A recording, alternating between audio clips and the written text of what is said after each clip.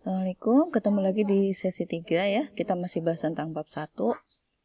Kali ini kita bahas contoh dummy proposal yang berjudul Analisa Safety Climate and Fatigue Level Pekerja Bagian Offshore Industri Oil and Gas.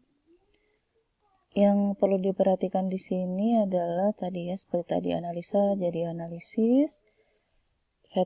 Ini dicetak italic ya kalau dalam bahasa Inggris itu ya. Terus pada industri oil and gas seperti itu. Oke. Komen selanjutnya ini sama seperti tadi ya, sudah bisa Anda tulis seperti itu. Terus nah di ringkasan ini tidak berupa seperti ini ya, tapi berupa naratif paragraf ya. Nah, tolong dihindari menggunakan kata-kata nama-nama perusahaan ya sebagai sebagai bentuk kode etik. Sekali lagi bahwa ini hanya proposal dummy, tidak sebenarnya dan bukan dibuat untuk proposal penelitian tugas akhir, tapi sebagai latihan ya. Jadi Anda mengambil nama-nama beberapa perusahaan untuk ini. Nah, bab 1 pendahuluan, oke, latar belakang. Anda bisa mulai dari data yang general dulu, data ILO. Kemudian Anda state di sini adalah kalau ada dua seperti ini Anda harus ambilnya salah satu aja ya, meskipun dia terstate ya. Jadi Anda lihatnya di mana. Kalau memang Anda mengambilnya dari utami ini ya dari sini ya. Kemudian jumlah kecelakaan kerjanya setiap hari seperti ini. Ini ada apa ya? Kok ada 1 dan 2 ini ya? Kalau memang dalam bentuk paragraf ini hanya indentasi, oke, Anda klik aja biar ini jadi seperti poin gitu ya. Meskipun agak dihindari di bab 1 Anda membuat seperti itu. Anda naratifkan juga tidak apa-apa ya. Anda juga mengungkapkan dari penelitian orang lain bahwa kecelakaan itu seperti ini, oke. Terus unsafe condition, gelmat. Nah, salah satu penyebab kecelakaan adalah seperti ini. Safety climate itu seperti ini. Ya. Kemudian pada umumnya populasi kerja adalah seperti ini. Oke, Anda membahas secara umum tentang tugas, kemudian ketidaknyamanan, overstress ya. Nah, seharusnya di sini Anda kan ingin melihat tentang fatigue level tadi ya, tentang kelelahan ya. Anda harus mengungkapkan data dulu bahwa kelelahan itu mengurangi produktivitas kerja misalnya. Di sini sudah Anda ungkapkan general.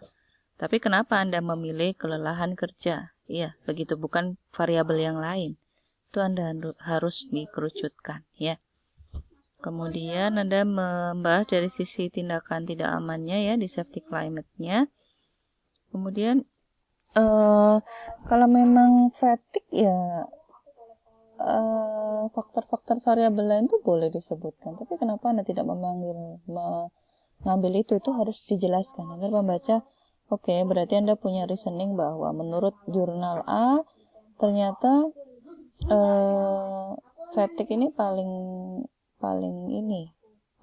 istilahnya itu berpengaruh begitu. Nah, kemudian di sini yang saya lihat sendiri bahwa Anda kurang runut dalam hal menggabungkan antar paragraf. Jadi masih melompat-lompat ya. Ini Anda ulangi lagi overstress, industri oil, jadi banyak-banyak pengulangan ya. Nah, ini yang perlu untuk dikerucutkan bahwa di sini belum ada data, karena Anda ingin membuat hubungan antar variabel ya. Safety climate terhadap fatigue level ya, atau mungkin terbalik harusnya ya. Jadi ketika Anda lihat variabel X dan Y, variabel apa yang mempengaruhi dan variabel apa yang dipengaruhi atau variabel ini berhubungan dengan apa gitu. Jadi kira-kira menurut analisis Anda, kelelahan dulu baru istilahnya safety climate-nya seperti apa, atau safety climate ini yang menyebabkan kelelahan ya. Titik tekannya di mana ini? Oke. Jadi kalau Anda ingin meneliti harus jelas. Kemudian Anda ingin mengetahui tentang culture, safety culture-nya ya. Jadi hanya meneliti tentang safety climate. Kemudian Anda menghubungkan nilai ini berdasarkan nosak 50 ya untuk menghitung fatigue levelnya ya. Maka penelitian ini seharusnya boleh Anda buat seperti ini. Kenapa Anda meneliti di divisi ini? Karena memang diizinkan oleh perusahaan tuh di divisi ini ya. Nah, penelitian sebelumnya juga bisa menstate ada seperti itu. Di penelitian nosak ini sudah divalidasi ya. Makanya diterjemahkan dalam bahasa Indonesia. Pastikan ketika Anda membagikan kuesioner, itu bahasa yang digunakan adalah bahasa ibu atau istilahnya bahasa yang sering digunakan di sebuah negara ya. Jadi bukan dalam bentuk aslinya agar memudahkan. Anda juga tidak perlu menggunakan menstate dengan jelas bahwa saya menggunakan metode ini untuk mengetahui ini ya. Anda hanya state aja ingin mengetahui perbedaan. Ini akan dibahas di bab 3 nanti ya.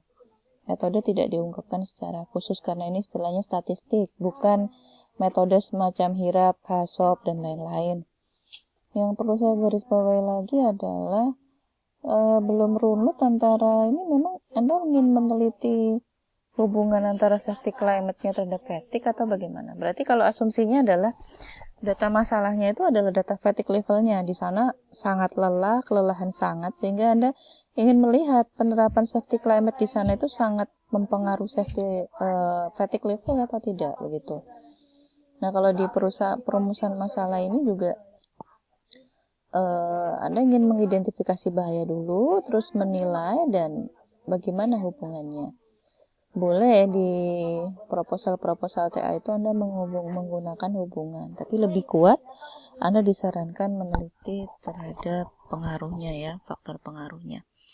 Nah, TIB ini dihubungkan dengan safety climate itu juga harus nyambung. Apakah safety climate ini berupa kuesioner nanti dan perlu dilakukan identifikasi bahaya dulu atau bagaimana ya? Karena seharusnya di rumusan masalah ini Anda tidak perlu lagi. Kalau misalnya tidak bergabung ya, data ini tidak berhubungan, Anda ingin menemukan bahwa sebenarnya identifikasi bahayanya ini apa. Kecuali memang Anda ingin menghubungkan nomor 1 dan nomor 2, atau nomor 1 ini sebagai bahan dasar ke nomor 2 ya. Nah, tidak ngeling antara perumusan masalah dan tujuan, misalnya nama perusahaan dan yang lain-lain ya, ini kan hanya dummy ya. Jadi harus sesuai, Anda harus tinggal mengganti, menguraikan identifikasi, menjelaskan hubungan. Manfaat boleh dibuat seperti ini. Batasan masalahnya oke. Anda ingin mengetahui ini. Harusnya Anda juga meneliti safety climate-nya ya, yang di atas itu. Jadi Anda ungkapkan bahwa Anda mungkin perlu memahami apa sih safety climate dan safety culture, sehingga tidak jadi banyak bahan pertanyaan. Anda harus stay di bab 1 ya. Kemudian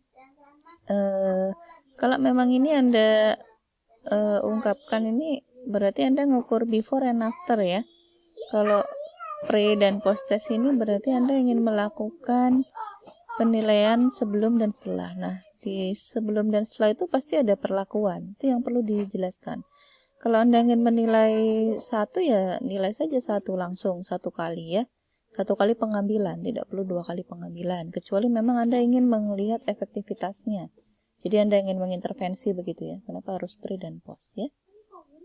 Oke, insya Allah itu untuk unboxing yang sesi 3 ya. Untuk bab 1 kita akan lanjut ke bab 2 untuk lebih tahu dan komen mana yang kira-kira kurang pas ya. Saya akan mengambil sampling lagi beberapa nama selain yang saya bahas di bab 1 ya, agar semua merata. Makasih. Assalamualaikum warahmatullahi wabarakatuh.